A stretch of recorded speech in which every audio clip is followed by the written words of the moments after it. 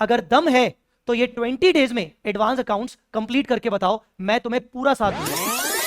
हाँ जी, सितंबर 26 में एग्जाम्स हैं और अब तुम यहाँ वीडियो पे आ ही चुके हो तो एक उम्मीद के साथ आए होगे कि भाई आया है तो डेफिनेटली कुछ सॉल्यूशन देके जाएगा।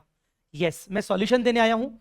अभी अगर तुम रैंडम पढ़ाई कर रहे हो एडवांस अकाउंट्स की या फिर किसी भी सब्जेक्ट की तो बहुत बड़ा ब्लंडर कर रहे हो। तुम्हारे पास सफिशिएंट समय है पर इस समय को ही तुम्हें यूटिलाइज करना है। अभी तुम्हारे लिए एक एक मिनट जरूरी है, नहीं तो क्या होगा, डिसीजंस बदलने में टाइम नहीं लगेगा। अगले महीने तुम्हारे डिसीजंस बदल जाएंगे या फिर तुम्हारे डिसीजंस और स्ट्रांग हो जाएंगे। डिपेंड करता है तुम आज क्या करते हो, तुम आज कौन से डिसीजंस लेते हो और आज कैसे एक्ट करते हो। तुम्हारे लिए एक बहुत बढ़िया प्लानर लेके आया हूं और ये प्लानर नहीं है, ये एक 20 डेज चैलेंज है। हर सब्जेक्ट में हमारे लिए हमारे पास एक प्रॉपर स्टडी प्लानर होना जरूरी है और वैसे ही एडवांस अकाउंट्स में मैं तुम्हें दे रहा हूं अपनी तरफ से एक 20 डेज चैलेंज। अगर दम है तो ये 20 डेज में एडवांस अकाउंट्स कंप्लीट करके बताओ, मैं तुम्हें पूरा साथ दूंगा। बताता हूं कैसे। ये 20 डेज रिवीजन चैलेंज तुम कभी से भी स्टार्ट कर सकते हो। इसकी कोई डेट फिक्स नहीं है कि सर मेरे ना अभी क्लासेस चल रही हैं तो मैं बाद में करूं क्या। आप यहां पर कभी भी डेट आप डिसाइड करो, टाइम आप डिसाइड करो, बस समय आपका, दिन आपका, प्लानर मेरा। बस ये याद रखना। कैसे मैंने ये प्लानर बनाया है, आपको ये प्लानर में ये अभी समझाऊंगा और प्लानर में मैं आपको कैसे हेल्प करूंगा ये भी मैं अभी आपको बताने वाला हूं। सबसे पहले प्लीज थोड़ा सा प्लानर को समझ लो क्योंकि डेट आपको अपने हिसाब से डिसाइड करनी है। ये एक 20 डेज चैलेंज है जिसमें हम एडवांस अकाउंट्स का पहला रिवीजन कंप्लीट करेंगे और हमारा सेकंड रिवीजन भी अपने आप डेवलप हो जाएगा। सेकंड रिवीजन भी अपने आप हमें पता चल जाएगा कि हमें कैसे करना है। ठीक है, कुल मिला के हम 20 डेज में सारे 33 टॉपिक्स चैप्टर्स एएस मिलाकर कंप्लीट करेंगे। 113 घंटे हमें देने हैं, आप इसमें 7 आवर्स एक्स्ट्रा जोड़ दो, मतलब मैक्स 120 आवर्स का ये हमारा प्लानर है। मैंने इस पूरे प्लानर को 4 पार्ट्स में डिवाइड किया है। पार्ट 1 फिर टेस्ट, पार्ट 2 फिर टेस्ट, पार्ट 3 फिर टेस्ट, पार्ट 4 फिर टेस्ट, मतलब 4 पार्ट्स 4 टेस्ट। और ये 4 पार्ट्स आपके 5 डेज में होंगे, मतलब डे 1 से डे 5 पार्ट 1 चलेगा और टेस्ट होगा, फिर डे 6 से डे 10 पार्ट 2 चलेगा और टेस्ट होगा, and so on. Fifth day पे, 10th डे पे, 15th डे पे और 20th डे पे आपका टेस्ट रहेगा। मैंने ये अज्यूम किया है कि आपको 6 घंटे निकालना है। ठीक है, देखिए मैं चाहता तो एआई की, ये भी प्लानर मैंने एआई की हेल्प से बनाया है। पूरे 5 मिनट लेकर मैंने ये प्लानर बनाया है। हाँ, मैंने एआई को अपने इनपुट्स दिए, मैंने एआई को अपने तरफ से नंबर ऑफ आवर्स दिए, कौन से टॉपिक को कितने घंटे देने हैं मैंने वो इनपुट दिया, बच्चा कितने घंटे कम से कम निकालेगा मैंने वो बताया। मैंने ये माना है कि आपको 6 घंटे निकालना है।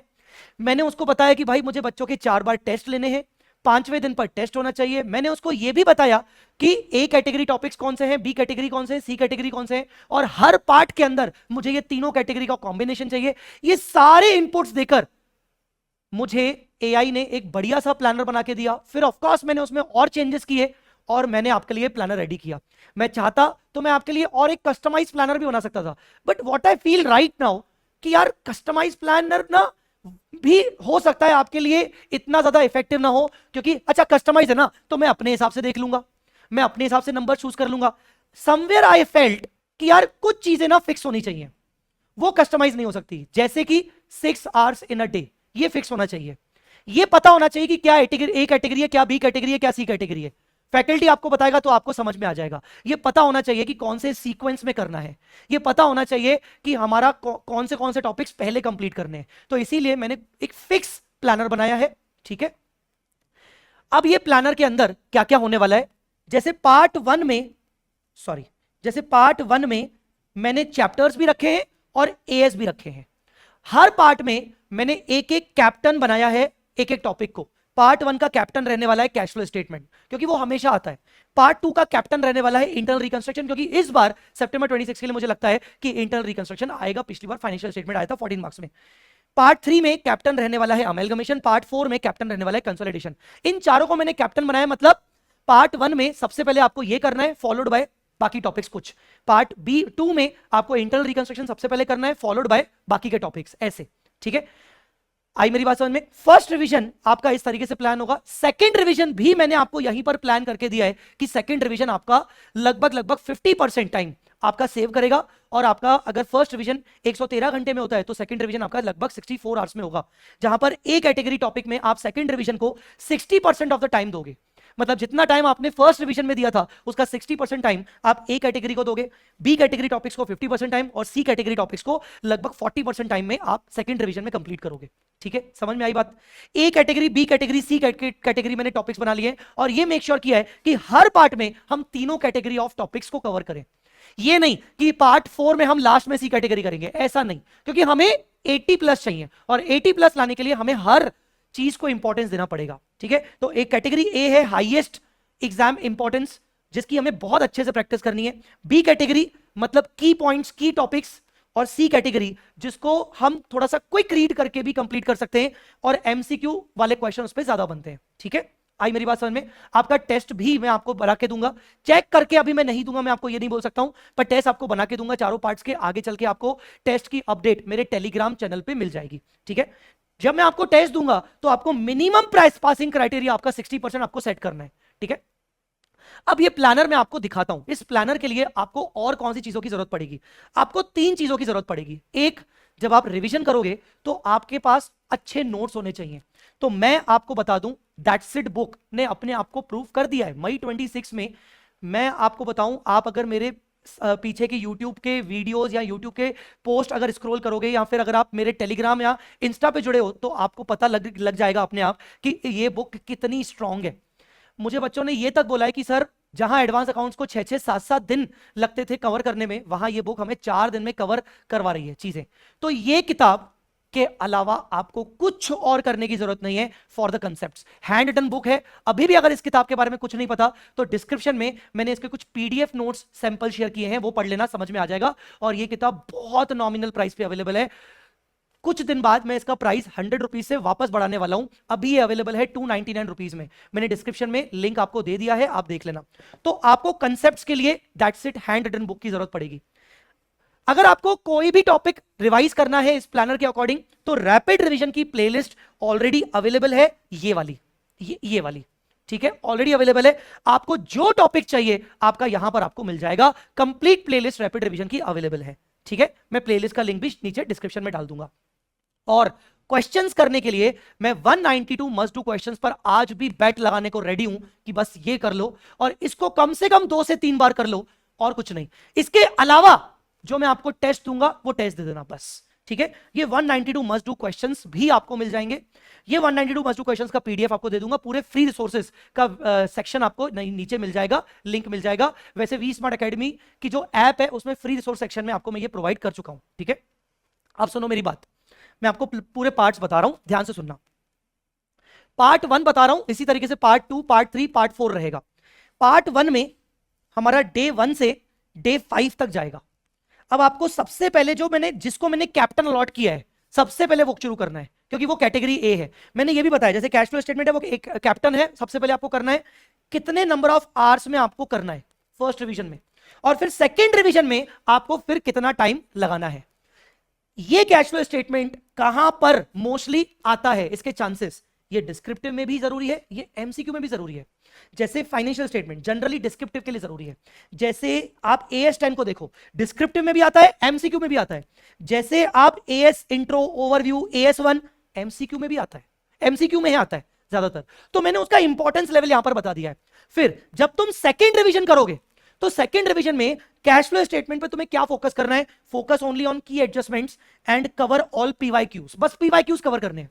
फाइनेंशियल स्टेटमेंट्स की अगर बात करें, फोकस ओनली ऑन की एडजस्टमेंट्स और practice at least 1 question with format. तो सेकेंड रिवीजन के अंदर तुम्हें इन टॉपिक्स को कैसे कैसे सेट करना है, जैसे AS10, AS4, AS7, read that's it notes, मतलब ये दैट्स इट बुक, और attempt all must do questions. बस आपको ये करना है।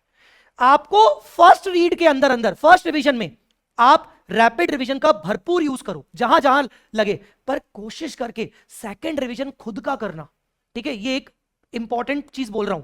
फर्स्ट रिवीजन में आप रैपिड रिवीजन का भरपूर यूज करो जहां जहां लगे, पर सेकंड रिवीजन आपका खुद का होना चाहिए, बोल रहा हूं मैं ध्यान से। ठीक है, तो फर्स्ट रिवीजन आपका ये रहेगा। अब सर हम क्या इसके अंदर सीक्वेंस चेंज कर सकते हैं? यस, आपकी मर्जी। अगर आपको सेम सीक्वेंस फॉलो करना है आपकी मर्जी, आपको सीक्वेंस चेंज करना है आपकी मर्जी। मैंने सीक्वेंस क्या दिया है कि भाई पहले तुम part A category A topic करो, जैसे cash flow statement, financial statement, buyback, AS7, बस ये कैटेगरी ए है।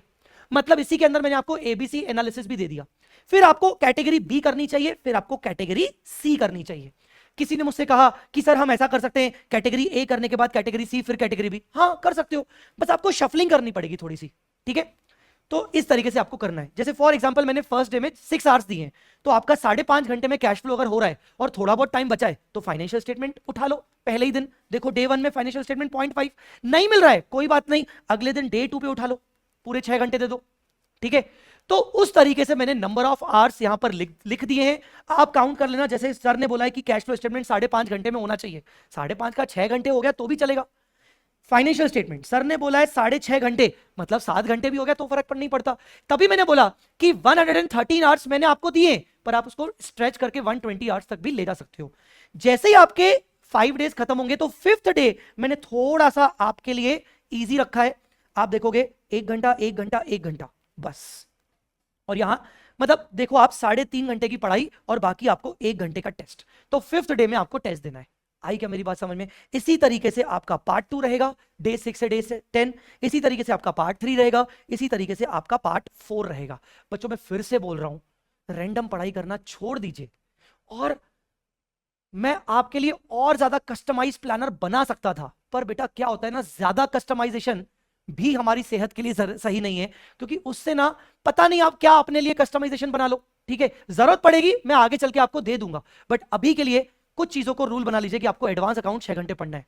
अब तुम जून मिड से शुरू करना चाहते हो, जुलाई से शुरू करना चाहते हो, अभी से शुरू करना चाहते हो, ये तुम डिसाइड करो। पर अगर तुम मेरे इस 20 डेज चैलेंज को एक्सेप्ट करते हो, मैंने तुम्हें कहा मैं तुम्हारी पूरी हेल्प करूंगा, ठीक है, मैं तुम्हारी पूरी हेल्प करूंगा। अच्छा हाँ, 192 क्वेश्चंस अगर करते वक्त तुम्हें प्रॉब्लम जाए तो you can purchase my practice batch, booster practice batch 1500 rupees का है। इसकी 3 मंथ्स की वैलिडिटी होगी, ठीक है, 3 मंथ्स की वैलिडिटी होगी, 1.5 व्यूज हैं, और ये पर्टिकुलर बैच के अंदर मैंने यही 192 मस्ट डू क्वेश्चंस करवाए हैं, और मैंने अभी ये लास्ट टाइम मई 26 के लिए लिया था, यही दिया था। तो मैं इसके ऊपर भी बैट लगाने को रेडी हूं कि ये प्रैक्टिस बैच तुम्हें बहुत हेल्प करेगा। अगर तुम्हें क्वेश्चन राइटिंग में प्रॉब्लम आ रही है, जिस जिस बच्चे को क्वेश्चन राइटिंग में प्रॉब्लम आ रही है उसके लिए ये प्रैक्टिस बैच बढ़िया है। और ये प्रैक्टिस बैच है आपका 50 आवर्स का, 50 घंटे का, और ये पहले रिवीजन में ही तुम कर पाओगे। अगर तुम ये सोच रहे हो कि नहीं पहला रिवीजन मैं अपने हिसाब से करूं, सेकंड रिवीजन में मैं देखता हूं, कभी भी डिपेंडेंसी सेकंड रिवीजन पे मत डालना। याद रखना सेकंड रिवीजन तुम्हारा अच्छा जाएगा अगर तुमने फर्स्ट रिवीजन को बहुत अच्छे से यूटिलाइज किया है, ठीक है, क्योंकि सेकंड रिवीजन में तुम एक्स्ट्रा कुछ नहीं कर पाओगे, पर तुम फर्स्ट डिवीजन में डेफिनेटली एक्सपेरिमेंट्स कर सकते हो। तो इसीलिए थोड़े बहुत एक्सपेरिमेंट्स करने तो फर्स्ट डिवीजन में करो। तुम्हें लगता है कि तुम्हें कॉन्फिडेंस नहीं है, मैं बैट कर रहा हूं कि 50 आवर्स का प्रैक्टिस बैच तुम्हें काम आएगा। लेना है लो, नहीं लेना है नहीं लो, कोई बात नहीं। रैपिड रिवीजन में मैंने तुम्हारी हेल्प कर दी है, दैट्स इट बुक में मैंने तुम्हारी हेल्प कर दी है, मैं बैट लगाने को रेडी हूं, और मैं टेस्ट में तुम्हें बना के दूंगा। कोशिश करूंगा कि मैं टेस्ट भी थोड़ा AI का यूज करके हाई लेवल के बनाऊं, और मैंने पासिंग क्राइटेरिया भी इसीलिए 60% रखा है। समझ गए मेरी बात? तो अब मैं बस एक चीज बोलना चाहूंगा, क्या तुम मेरे 20 डेज चैलेंज को एक्सेप्ट कर रहे हो? जब से तुम स्टार्ट करना चाहो ये तुम डिसाइड करो। क्या तुम मेरे 20 डेज चैलेंज को एक्सेप्ट करना चाहते हो? अगर हाँ तो मेरा वादा है मैं तुम्हें पूरा सपोर्ट करूंगा, अंत तक सपोर्ट करूंगा। तुम बस लगे रहो, मैं तुम्हें अंत तक साथ दूंगा। अगर तुम मेरे 20 डेज चैलेंज को एक्सेप्ट कर रहे हो तो अभी के अभी कमेंट में लिख के जाओ चैलेंज एक्सेप्टेड या 20 डेज चैलेंज एक्सेप्टेड, ये कमेंट में लिख के जाओ। और जिस दिन तुम अपना 20 डेज का चैलेंज कंप्लीट करोगे उसी कमेंट में, अपने वाले उसी कमेंट के रिप्लाई में लिख लेना चैलेंज कंप्लीटेड, ठीक है। तो मैं तुम्हारा वेट करूंगा। क्या तुम मेरा 20 डेज चैलेंज एक्सेप्ट कर रहे हो कि नहीं, कमेंट में मुझे जरूर बताना। डिस्क्रिप्शन में मैंने सारे लिंक्स डाल दिए हैं, दैट्स इट बुक का purchase link, sample books, rapid revision का पूरा प्लेलिस्ट, 192 पीडीएफ और इसके अलावा बाकी सारे रिसोर्सेज एक ही लिंक के अंदर मिल जाएंगे, और प्रैक्टिस बैच के demo lectures as well as practice batch का परचेज लिंक, सब चीजें डाल दी हैं। कमेंट में तुम्हारा वेट करूंगा कि तुम मेरे 20 डेज के चैलेंज को, कितने बच्चे चैलेंज को एक्सेप्ट करते हैं। और वीडियो पसंद आया तो लाइक करना। ये सर ये प्लानर हमें कहां से मिलेगा? ये प्लानर मैंने शेयर कर दिया है, लेट मी शो यू। ये प्लानर मैंने शेयर कर दिया है मेरा टेलीग्राम चैनल CA जय चावला, चावला की स्पेलिंग देख लो, W 2 बार आता है।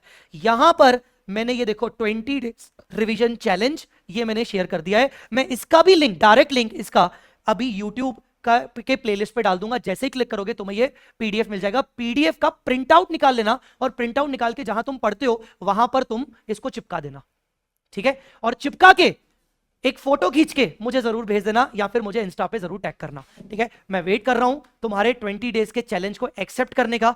जितने ज्यादा बच्चे एक्सेप्ट करेंगे उतनी ज्यादा खुशी होगी और उतना ज्यादा मुझे मोटिवेशन मिलेगा तुम्हारे लिए अच्छा वाला टेस्ट बनाने के लिए, ठीक है? All the very best. सारी चीजें डिस्क्रिप्शन में मिल जाएंगी। मैं आपका वेट कर रहा हूं कमेंट सेक्शन में। Thank you so much, take care, जय माता दी, लव यू ऑल।